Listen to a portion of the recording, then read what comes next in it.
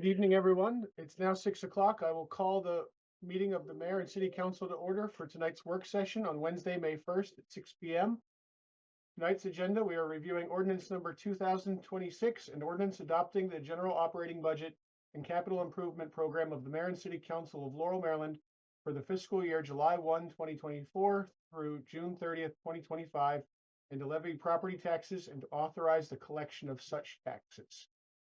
We're going to start tonight with a general budget overview from Director Saylor. Director Saylor, you have the floor.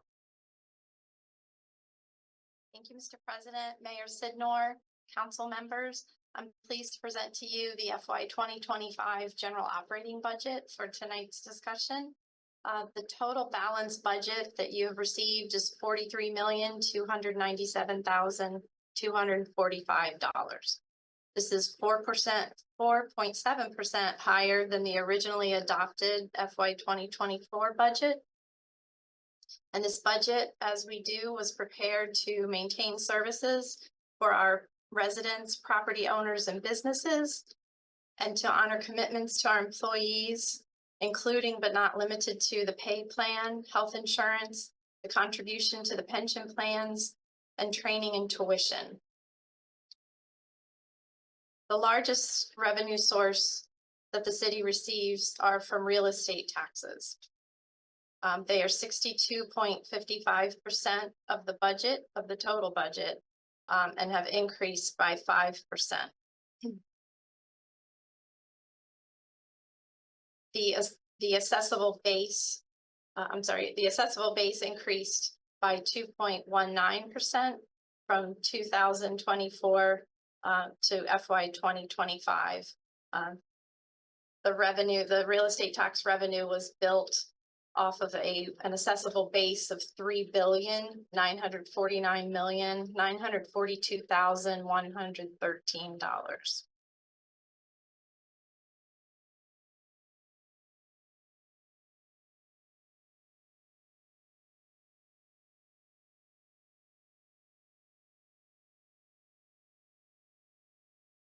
Overall, the categories that we have for revenue are the local taxes, which does include the real estate tax and the personal property tax. We have licenses and permits, which is 2.86% of the revenue budget. Federal, state, and county grants, which is 2.74% of the budget. State shared taxes, which include local income tax, highway user, admissions and amusement, and hotel motel tax, is 15.47% of the budget. Service charges are 1.2%. Parks and recreation fees are 0.77%. Fines and forfeitures, to include parking tickets and red light camera tickets, are 6.43% of revenues. And we have miscellaneous revenues, which are 3.98% of the budget. The changes in the revenue from FY 24 to FY 25 include obviously the increase in the assessable base for the real estate tax. For licenses and permits, there are increases in the rental licensing program for multifamily and single family dwellings that are rented, as well as the electrical permits is increasing.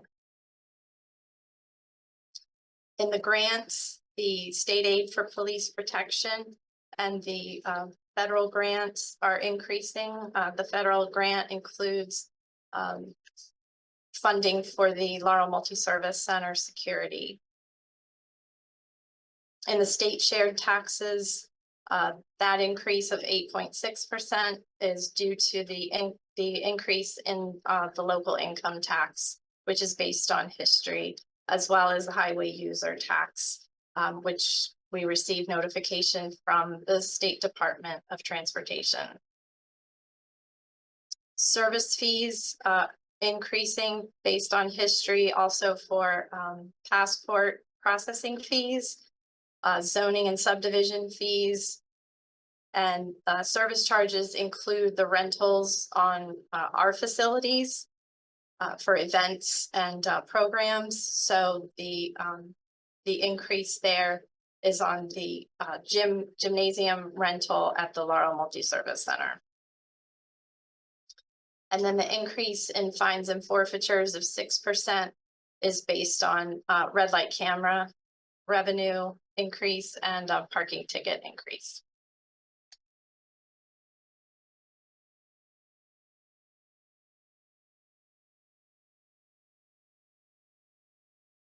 On page 1 of your revenue printout that you had received,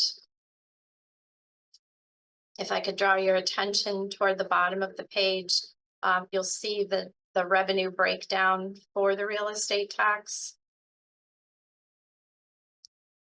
We've provided notes on the gross revenue that was calculated based on that assessable base of $3.95 billion. So that's 28,044,589. And from there, you'll see the other details where we've made a projection of additional tax revenue for currently open building permits. The state records additional assessments on a quarterly basis. So we have made some projections for half-year new construction and three-quarter-year new construction. There are also additional assessment appeals that are in the process with the state of Maryland. So we've made a projection for possible reduction in assessments, which would affect those tax bills, and that's a credit of $105,000. Also included here in your notes are the reductions for the Anderson's Corner TIF for $322,000. The annexation 2-2012 credit, $61,000. We also need to budget for HDC credits that would be given to eligible property owners that perform pre-approved exterior projects on their homes in the historic district. So we have that at $30,000. We have the tax credit for 701 Montgomery Street for the Boys and Girls Club property, which is here because it has to be done separate, as the property is not automatically billed at a tax exempt status. We also have provided the ability to issue the longevity and senior tax credits. Those are for those 65 or older, have lived in and own their property for 10 years. They're eligible to receive a 20% tax credit. Public safety officers which would be those members of the Laurel Police Department, the Laurel Fire Department, the Laurel Volunteer Rescue Squad, for their owner-occupied properties in the city limits. They're eligible for up to a $2,500 credit on their real estate taxes from the city. These are all just the city portions of any tax bills, of course. On page 2, we have $25,000 budgeted. As you'll remember, there is a program for multifamily apartments that have 25 units or less. These are credits given when a reduction in the rent is given to those eligible tenants. You would have to be 65 or older, or disabled. But the offset is that the property owner reduces the rent for those in exchange for the tax credit. And then we have the town center TIF credit for $770,000. Beyond that point, we have our personal property tax. There's 3 categories. Again, this is sort of a misnomer the way it's labeled. This is really business property tax. So businesses file a personal property tax return with the state of Maryland, who uses it to determine the assessable base for that property, sends us the notification. About every 2 to 3 weeks, we receive a batch of assessments and bill those ourselves. And that's on property that you use that businesses use to conduct their business. So it fluctuates between businesses coming and going, or the depreciation on those assets that are included in those tax returns. So we have individual category at $10,000, utility at $550,868, and corporate at $750,000. At the top of page 3, we have the state shared taxes. Again, that's the local income tax, which is a percentage of the, so when our residents file their state income tax, the city receives a portion of their tax liability. So we budgeted $4,650,000 for that. Admissions and amusement tax. So those are your, excuse me, the fees over at the Golf and Rec Center, the movie tickets to get into Regal, not the concessions, just the movie tickets. So the city gets 5% of all of those receipts. Again, a return is filed with the comptroller. The fees are paid, the taxes are paid to the comptroller, who disperses it to the city on a quarterly basis.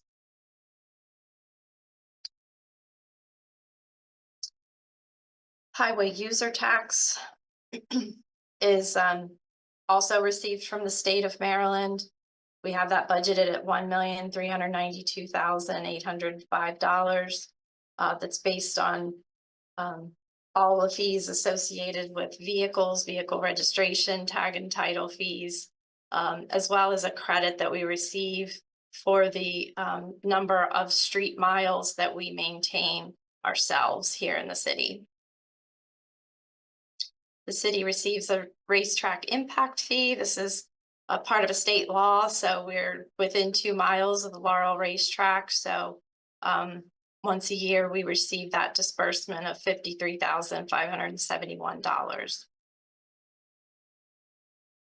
And then hotel motel tax, that too is part of, obviously the hotels and motels that are here within the city limits, and the taxes paid by the occupants, which are then filed through the county, and we receive the funds from the county on a quarterly basis.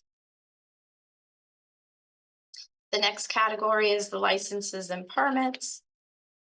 And this is where you'll see the city issued licensing for alcohol licenses for businesses. Those are based on the county licensing of beer, wine, and liquor. Amusement licenses would be your coin operated Chuck E. Cheese type. There's a per machine fee that we're able to collect from those types of businesses.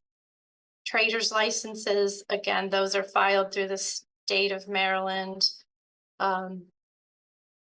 You have to have a license through the state to sell goods. And so the license is applied for with the state, and then the state shares those funds with the city. We're also able to use the traders licenses as a collection tool for personal property tax. In January each year, we send a delinquent list to the clerk to the circuit court so that when businesses file to renew their traders licenses, they're directed back to us to pay their personal property tax before they're able to renew the traders license.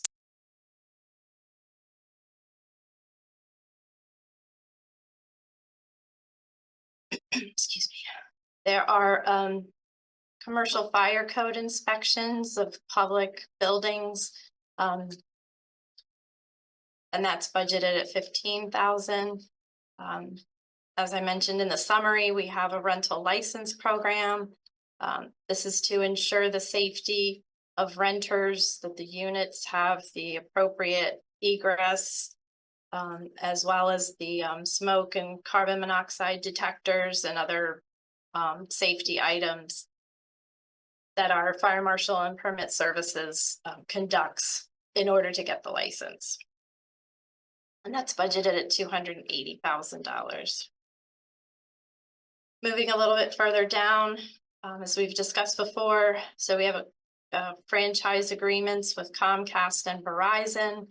And part of that agreement is for us to receive 5% of the subscriptions that are of residents within the city limits.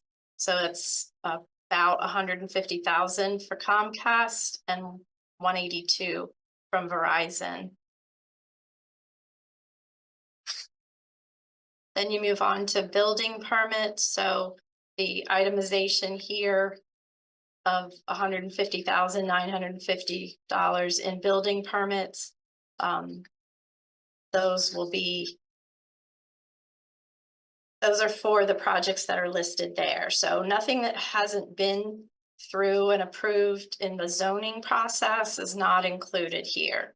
And these fees throughout all of the permit fees, which goes on to through page 4 and 5. The projects are itemized, and it includes phase 5 of Patuxent Greens.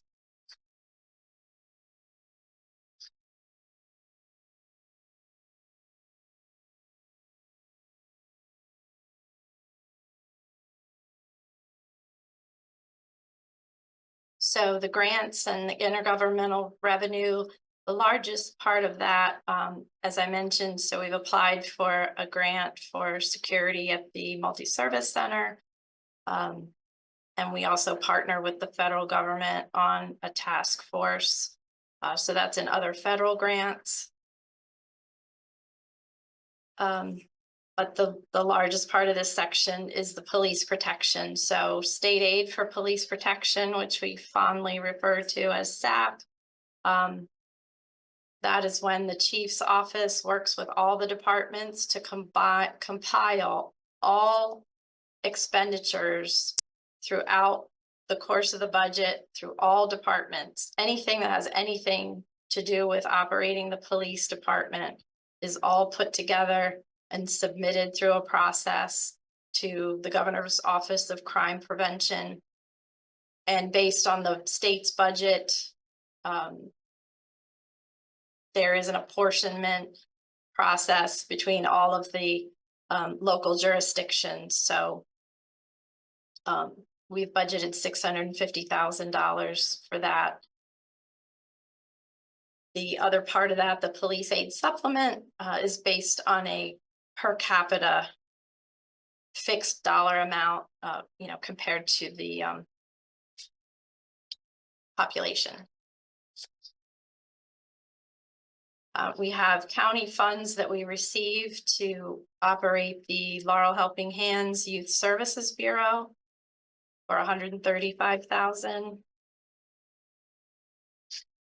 And then we receive 4 different categories of funds from Maryland National Capital Park and Planning Commission for parks and recreation programs, youth programs, special events, after school program, seniors, and the teen center.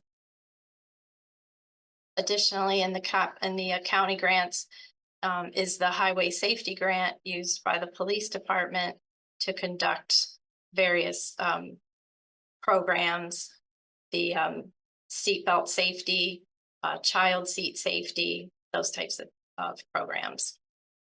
Then we move on to the service charges, which, like I said, includes passports. We have our public EV charging station here at the municipal center, zoning and subdivision fees, various police service charges for police reports and fingerprinting.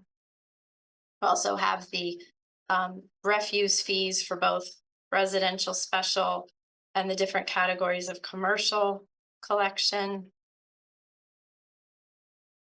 We have the Youth Services Bureau counseling fees, for which we're able to file insurance claims for those services with our counselors.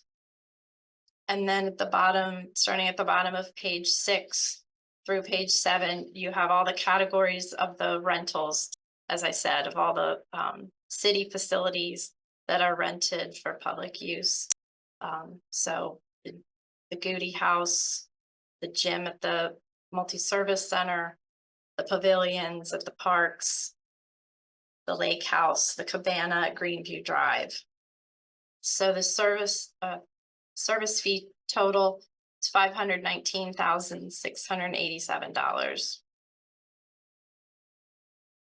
Then we go into our Parks and Recreation fees, which total $334,110. And that's on page 7 through to the top of page 8. Those are the pool fees, day camp registration, sports leagues, field trips, special events, youth sports, classes, passes, preschool, all of that.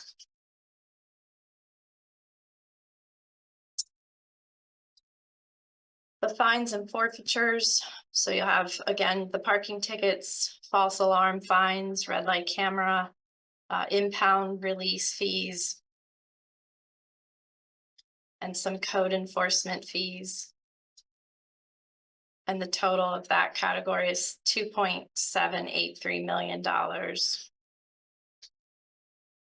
Miscellaneous revenues include our interest earned on in our bank accounts and investment accounts.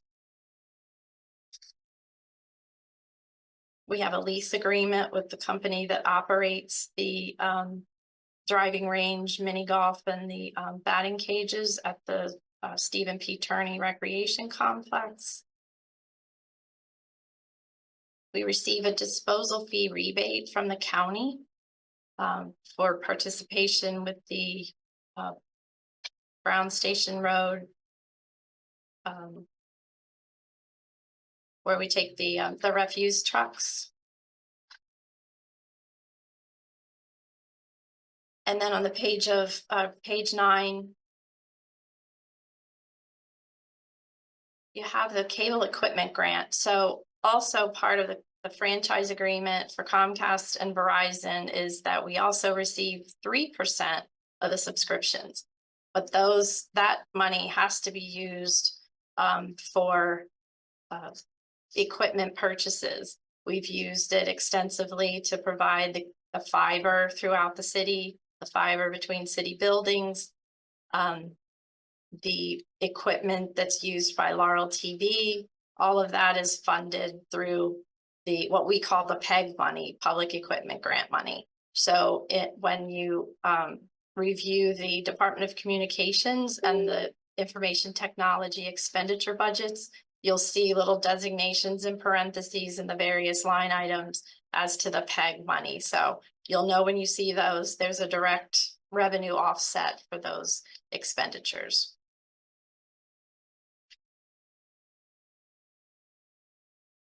We're also able to fund the police department equipment with the speed camera funds, as well as use the speed camera funds for the sworn staff that needs to review those citations before they're issued.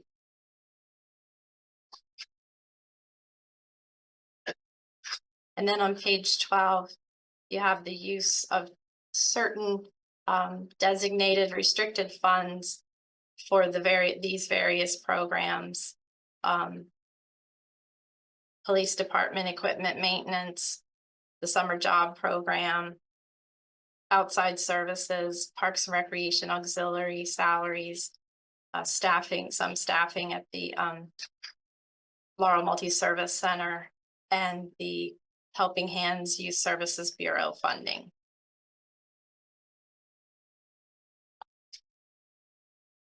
And that brings us back to our grand total for the revenues.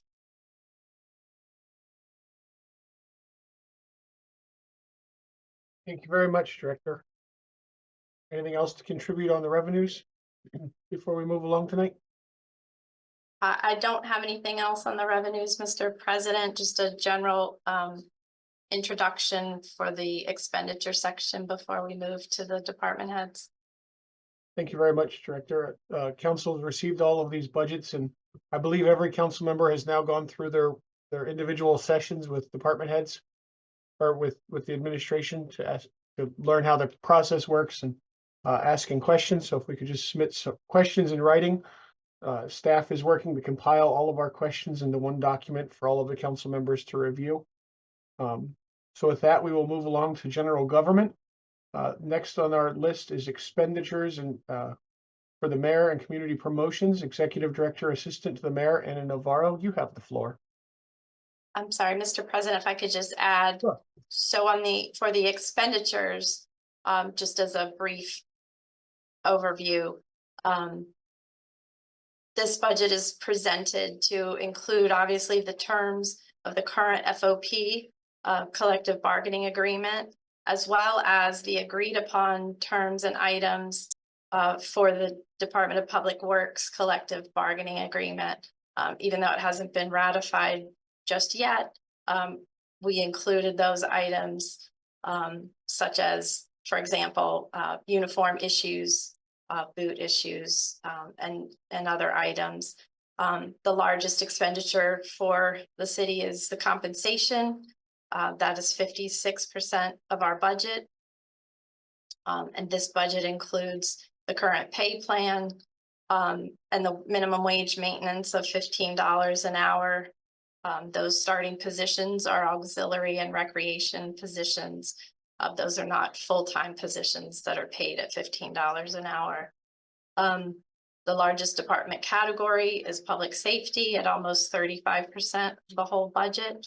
And public safety includes the police department, community resources, and emergency management, as well as the fire marshal and permit services. So I just wanted to make sure before we got started with the expenditures that everyone understood that we've included all of our obligations and future obligations as far as the CBA agreements and the pay plans for all employees. Thank you. Thank you, Director. Ms. Navarro? Good evening, and thank you, Council President. The Office of the Mayor's budget starts on PDF page 5, and the narrative starts on page 16. The proposed FY 2025 operating budget includes funding for various activities and expenses of the mayor's office and support services for the city's board, commissions, and committees. The mayor's office provides support to the mayor in carrying out his responsibilities to the citizens and businesses of Laurel and securing the enforcement of all the ordinances and resolutions passed by the city council, as well as the administration of city government. Our goal and initiatives for FY 2025 include continuing to support and represent the mayor during the annual Maryland General Assembly session in Annapolis and at meetings of the Prince George's County Council as necessary. Additionally, the mayor's office staff will represent the mayor at the Laurel Historical Society board meetings and will continue to assist the mayor in coordinating with state and county officials on the funding and development of services for the multi-service center. Now moving on to the community promotions budget, that's $270, and you can find that on PDF page 31 and narrative page 18. The proposed FY 2025 budget for this account includes funding for various needs in the promotion of citywide events and informational literature.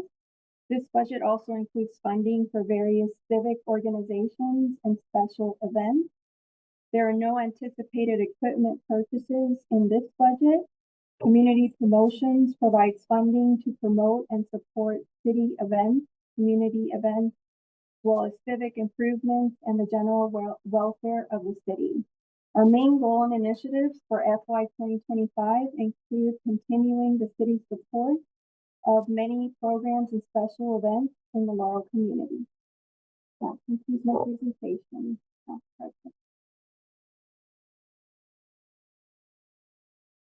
Thank you, Ms. Navarro. Our next presentation will be from the city clerk to go over the council section, the clerk section, and elections. Ms. Green, you have the floor. Thank you, Mr. President. The office of the city council starts, the encode page starts on 1 and the narrative starts on page 20. The proposed FY 2025 general operating budget for the city council office. The critical services that are provided are the council is the legislative body of the city and is responsible for enacting resolutions, ordinances, and other regulations for the protection of the rights and privileges, peace and good government, safety and health of all the citizens. The major expenses in this budget are in salaries, dues, and subscriptions and outside services. The city council members also serve on various boards, commissions, and committees of the city and work to ensure constituent needs are met. There are no equipment acquisitions proposed in this budget. There are no new programs or initiatives proposed for the FY 2025 budget. That was the end for the city council office. Now I move on to the office of the city clerk. Which starts on encode page number 3 and the narrative starts on page 22. The city clerk's office is responsible for assisting council members along with the administrative assistant too with various tasks, a full and accurate account of all meetings of the mayor and city council, various committees and board meetings for the timely presentation of enacted legislation. We oversee the codification process. We are responsible for the election process and also for notary services that we provide to the public. The FY 2025 budget includes funding for regular operations of the clerk's office, including the fees for the hosting of the city's municipal charter and city code online, and including the Unified Land Development Code. The proposed budget also includes funding for half of the city's Maryland Municipal League dues. The other half of the dues are paid out of the mayor's office budget, and also for the city's National League of dues. The Office of the City Clerk ensures the city's compliance with the city charter and code, as well as with the state of Maryland local municipal laws. The proposed budget accounts for the continued maintenance and full codification of the city's codes, which are available online and must be kept up to date as they are frequently used by citizens, businesses, developers, and staff to ensure that the most current city laws are being followed. There's no new equipment acquisitions proposed in the clerk's office budget for FY 2025. The Office of the City Clerk will continue the process of creating procedures for the archiving of city records and create an inventory of city artifacts. Additionally, the Office of the Clerk will continue to work with the Laurel Police Department and the Department of Fire Marshal and Permit Services on the city's digital archiving of paper records project. And that's it for Office of the City Clerk.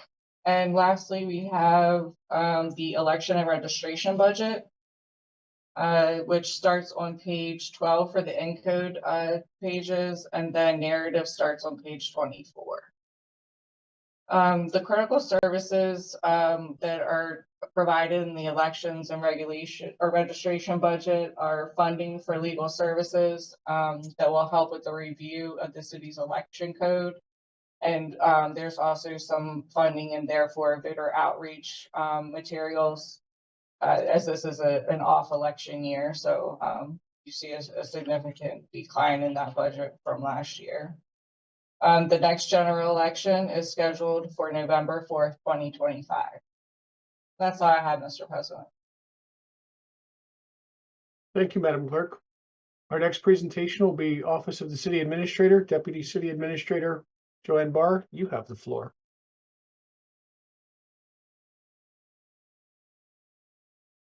Ms. Barr, you're muted. Sorry about that. Thank you. The Department Office of the City Administrator budget starts on PDF page 8. The narrative is on page 25. The critical operations for the Office of the City Administrator are to provide oversight for all government operations and departmental functions. For the proposed FY 2025, first you will notice a decrease in the compensation and expenditure portion of the budget over the FY 24 budget. This is a result of moving of the Environmental Programs Manager to the Department of Economic and Community Development. And the programs associated with that are now in the new budget number 2044 Sustainable Programs budget. The services for the Department of the City Administrator include 4 staff: the City Administrator, Deputy City Administrator, Special Assistant to the City Administrator, and the Administrative Specialist too. The budget oversees the legal services for labor negotiations and issues, the Ethics Commission, and various legal opinions. It also includes the expenditures for the central operations for the city government, as well as memberships in professional organizations and attendance in conferences for the City Administrator and the Deputy City Administrator. Also included in this budget are the continuation of the programs for the Laurel Volunteer Program, which was developed for the recruitment, coordination, and management of volunteers for events, committees, and commissions, as well as the implementation of the very successful 8-week Laurel University program that offers citizens an in-depth look at their municipal government operations. There are no equipment acquisitions for this budget. A new program that you will see funded in this budget is a expenditure for contractual grant writing services for various departments and opportunities that they may have for grants. And that concludes the budget for the Department of the City Administrator. Thank you, Deputy City Administrator. Next, we have Department of Budget and Personnel. Director Saylor, you again have the floor. Thank you. So the Department of Budget and Personnel Services, which is the narrative will start on page 9 of that document, and of the pages that we've been discussing from our Encode program, we start on page 13. We're responsible for all the financial activities of the city, including the budget preparation and administration, the annual audit prep, administration of pension and payroll, monthly pension and biweekly payroll, accounts receivable, which includes billing for the services by Public Works for refuse and commercial recycling collection, as well as all the locations that we have that collect money or even credit card payments. All of that comes to this office for verification and record administration and deposits to the bank for checks and cash, which we do still receive. We process our own accounts payable, HR policy administration, record management, property insurance administration, and risk management. We have 10 full-time employees and 1 part-time employee, each with a certain focus. However, we are cross-trained and there are multiple people involved in each process so that we maintain controls and a check and balance system. The new program that we'll have coming our way in FY 2025 will be a product called ExecuTime that will replace the current time clock program. So the deputy director, Ms. Woods, and the payroll clerk, as well as IT, will be involved in getting that set up and managed and training, which is also part of what we do here. We're responsible for giving access to those employees that need to run expenditure reports for their department, to process their invoices, as well as train for time entry and payroll processing and other matters that relate to the budget. So we'll be working on that, as well as a project that we'd like to get certain procedures. So each person in here has a procedure manual that they keep updated. And as some of you know, 2 years ago, when we changed our financial and HR payroll software, obviously those procedures had to be updated. We want to further document the workflows, analyze the workflows, and as well to document the things that only I do. We need to get that firmed up and down on paper so that, you know, when the time comes, and it will be here before we know it, you know, everybody has those documents and can, you know, move on with things or fill in for people.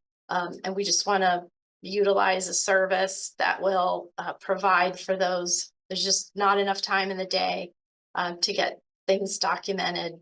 And so we want to have a good process manual and get that completed. So, and that's what I have for the Department of Budget and Personnel Services, Mr. President. Thank you. Thank you, Director. Our next presentation will be Department of Communications. Director Williams, you have the floor. Thank you, Mr. President. The Department of Communications budget starts on page 33, and the narrative can be found on page 16. The proposed FY 2025 general operating budget includes funding for 14 staff members, which includes 6 full-time, 1 part-time, and 7 auxiliary workers. Our critical services account for at least half of the Department of Communications budget. Those services are the city's passport office, which continues to increase in revenue and surpass pre-pandemic numbers in 2023. It is on track to make more than $100,000 in 2024. Another critical service involves the operation of our Laurel TV studio. We've added several new members, which doubled our Laurel TV memberships. This increase has allowed us to bring more diverse programming to our city residents, and we hope to do more with this next fiscal year. Our newest service for residents is our state-of-the-art Laurel TV podcast city studios, which provides a cutting-edge platform for residents to engage with timely information and diverse perspectives. It provides the opportunity for residents and businesses to discuss topics that matter the most to them. Next, a major venture for the Department of Communications this year is the completion of an upgrade of our audio and video capabilities in the council chambers and meeting room 4, which is possible through the dedicated capital improvement project. These improvements will enhance our ability to provide productions in a variety of formats, including hybrid meetings that can be broadcast to our community. We are also continuing our closed captioning services so that all members of our community can receive critical city information. In addition, we have our live U gear that allows us to do live programming such as the 4th of July fireworks, armory illumination, and other live production for city residents and for those who are unable to attend the programs in person. Under major equipment acquisitions, as we increase productivity in the Laurel TV studio, we do plan to phase out some of the equipment that is nearing the end of life stage and some which are simply becoming outdated. We are planning to replace studio cameras on a staggered basis so that we're able to continue the programming of our current and upcoming new projects, and at the same time replacing equipment as needed. It's worth noting that the studio is not part of the CIP. That concludes my report, Mr. President. Thank you, Ms. Williams. Next, we'll have Director Robert Love for Economic and Community Development. Thank you, and good evening, Mr. President, Mayor, and council members. The Department of Economic and Community Development budget details start on page 36 and then encode page 20. The proposed FY 2025 general operating budget for ECD includes funding for 8 full-time staff members, an auxiliary member, training conferences, Unified Land Development Code updates, services such as plan and application review, which are critical with the number of projects and increased applications taking place in the city. We have 8 full-time staff members, as I mentioned, 1 auxiliary. Now, as the sustainability manager, will be joining our department from the city administrator's office. We will continue updating the Unified Land Development Code to bring ourselves in conformance to state regulations. Funding will also be used for materials, ads, and mailings for the various boards and commissions that fall under ECD. The upcoming fiscal year, the department will continue to expand on various in-person economic development events, focus on the ongoing revitalization and development projects, and help operate the Laurel Farmers Market. We will continue to work on the 2026 master plan for the city.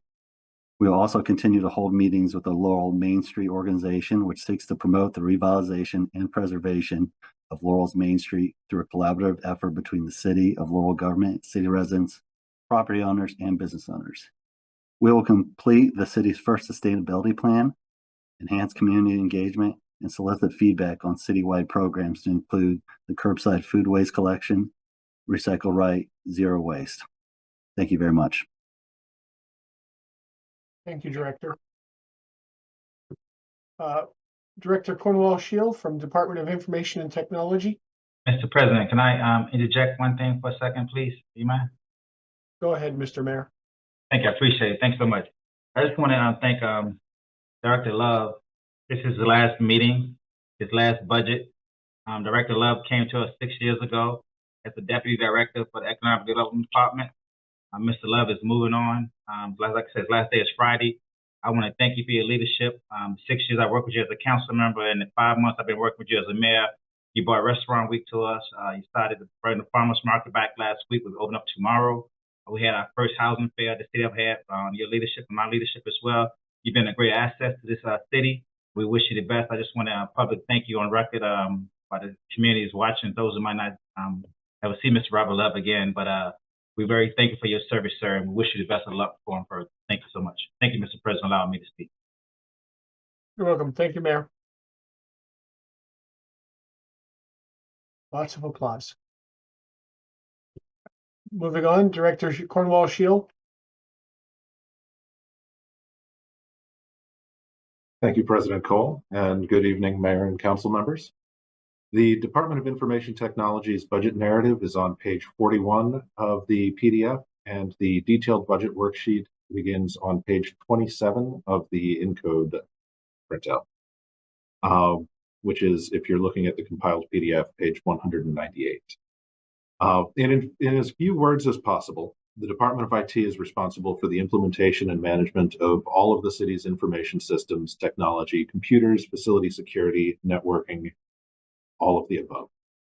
Our goals for this fiscal year include improving our communications platforms alongside the Department of Communications, including our website and mobile app, the responsible adoption of AI technologies, enhancements to our physical and cybersecurity postures, and expansion of our service coverage at all of our facilities to include public Wi-Fi at parks and all of our buildings.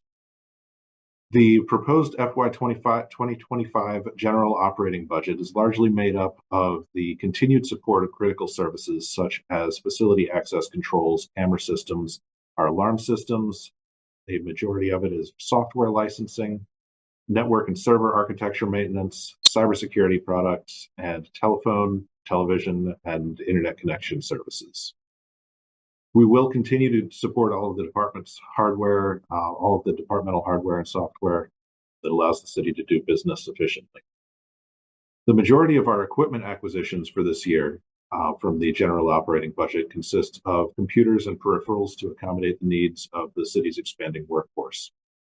We've got about 23 computers and associated peripherals there. The other major equipment expenditure that we have requested is a replacement of the IT department's aging furniture. Many of our desks and chairs were already well worn when I joined the city 15 years ago. There are 4 new programs added to the budget this year. First, under the guidance of the mayor, is the addition of an IT apprenticeship program for high school students, which will add a part-time paid position to our payroll. We're also assuming the support contract for the Goody Park lighting and signage system, which will add about $5,600 to our outside services budget. We are renewing our retention of Secular, a security company out of Odenton.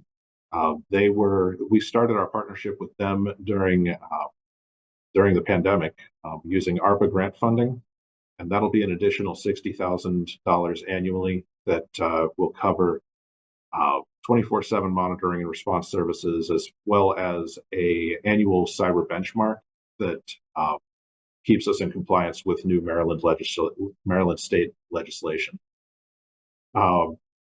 Lastly, we've added a $21,000 expansion under our cellular phone services line item to provide cell phones to all of our sworn police officers, which will facilitate in-house communications, ensure that law enforcement data doesn't end up on their personal devices, which is a problem that many departments face and represents a major data security and liability risk for both them and us.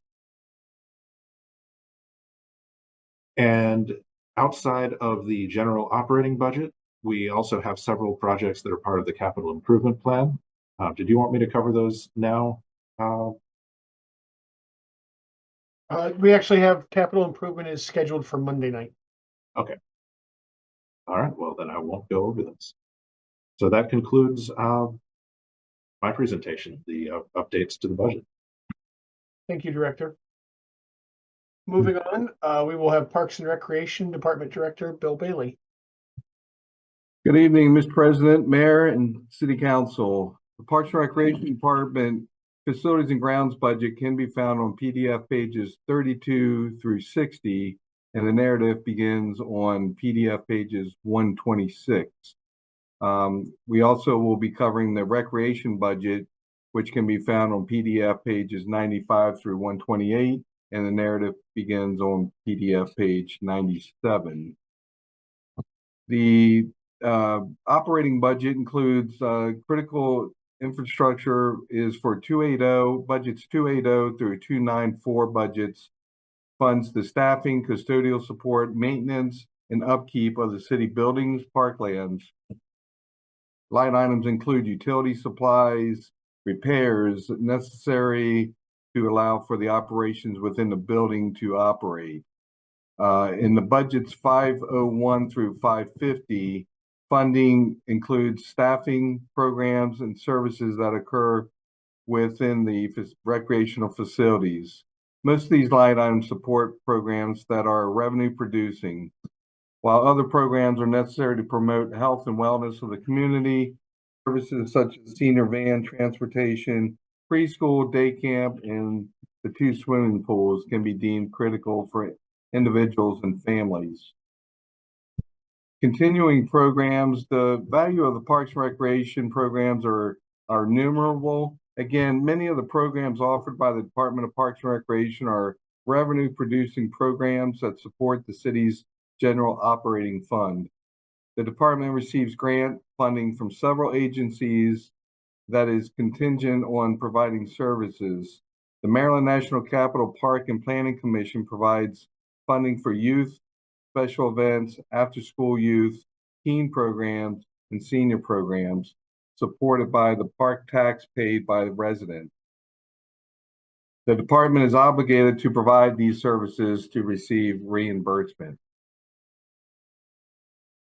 This budget has no major equipment acquisition. New programs and initiatives.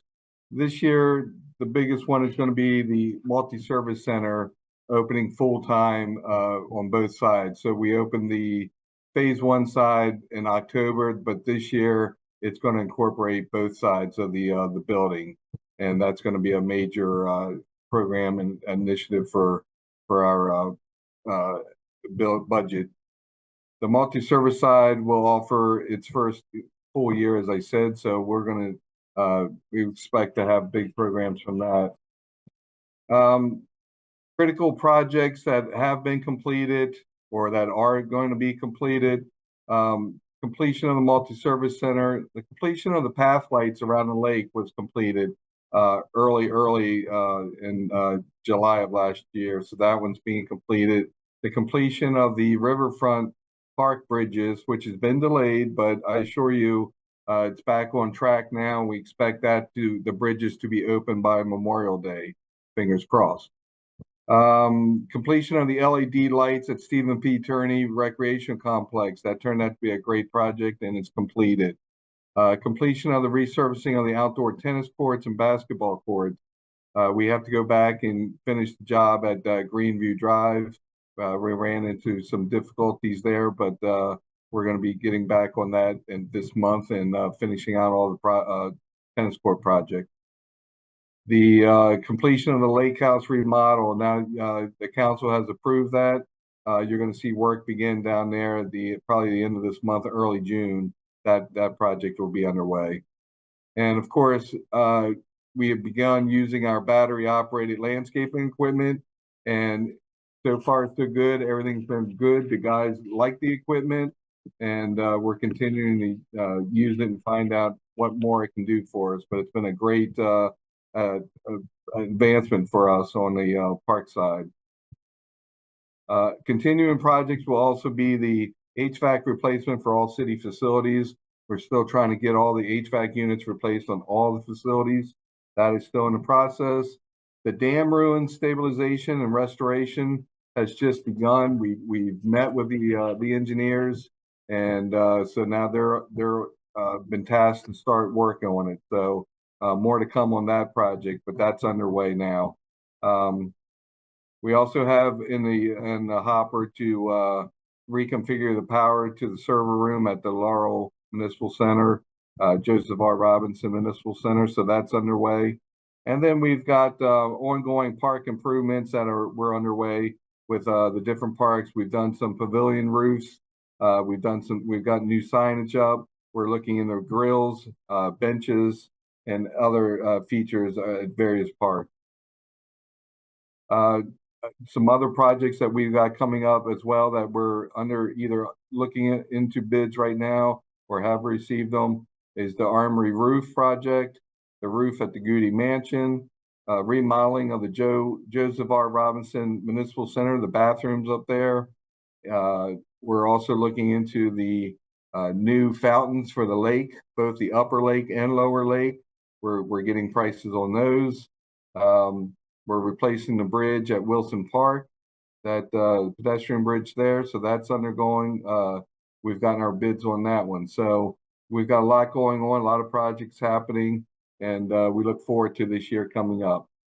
That concludes my report, Mr. President. Thank you, Director Bailey. Next, we will have our Risk Management Officer, Pat Haig, to talk to us about insurance. Good evening, Council President Kole, council members, and Mayor Signor. This evening, I would like to present to you the property insurance budget. The budget of personal services property insurance budget starts on PDF page 116, and the narrative is on page 146.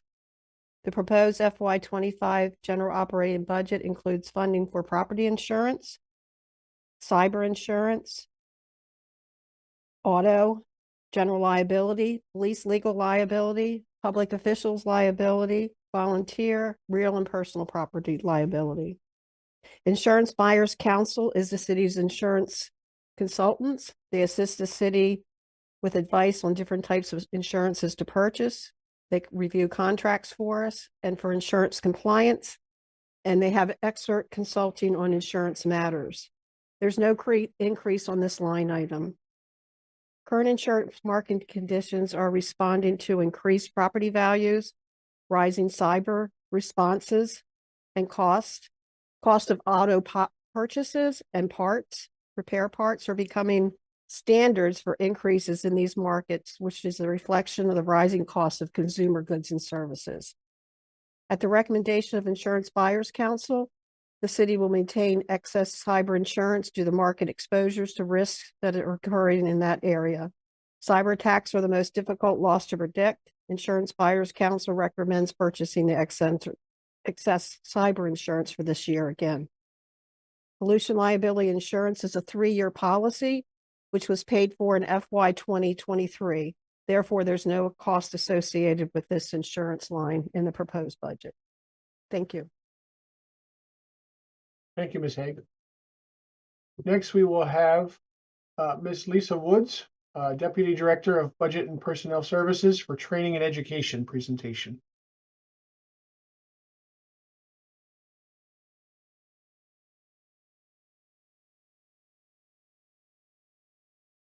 Can anyone else hear Ms. Woods? It looks like you're unmuted, but we can't hear you, Ms. Woods.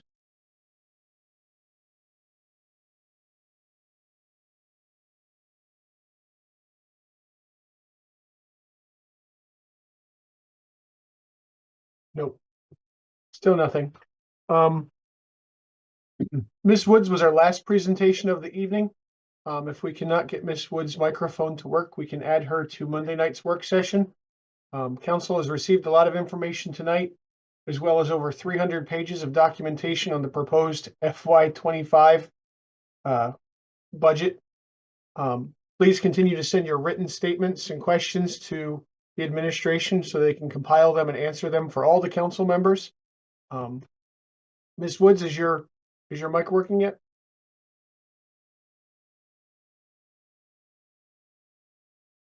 It does not look like it. With the concurrence of the council, I would like to adjourn for the evening. Our next budget work session will be Monday, May 6, 2024 at 5 p.m. virtually, where we will continue to hear the rest of the budget expenditures, and we will follow that with additional meetings after Monday nights. We will adjourn the meeting at 7:02 p.m. Have a good evening, everyone.